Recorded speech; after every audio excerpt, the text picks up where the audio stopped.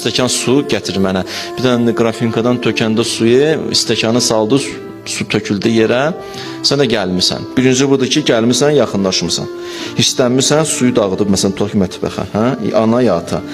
Bir dənə şillə üzündən heç nə bacarmırsan. Bu sözləri deyirsən. Uşaq nə halı qalır? Heç nə bacarmırsan. İndi bir dəfə də oldu, iki dəfə də oldu. Birinci, bu vurmağı biraz azaldın, analar, atalar. Analara xüsusi deyim. Uşağı gündə döyməzlər. Uşağı gündə vurmazlar. Demirəm, şəriətdə heç vurmaq da yoxdur. Qaydalar var, indi onu yaraya çatana deyərəm sizə.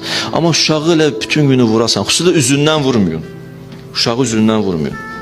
Çünki üz uşağın şəxsiyyətini ifadə edir. İnsanın şəxsiyyətini o üzü ifadə edir də. Hədis bir dənə dinimizə qurban olum. Gör nə dedi? La tadribu. Heyvanları belə üzündən vurmayın. Eşitmişdir bu hədisi? Heyvanı da belə üzündən vurmayın. O üz onun çöhrəsidir, onu göstərir sanki. Uşağı üzündən elə orada vur, burada vur. O sanki onun şəxsiyyətini sındırırsan. O şəxsiyyətinə vurur şilləni. Gəldin, gördün uşaqdır, dağıdıb. Yaxşı. Bir var, belə saxlayasan məsələni, yox, belə saxlama. Səhvini başa sal. Səhvin üstə çox dayanma.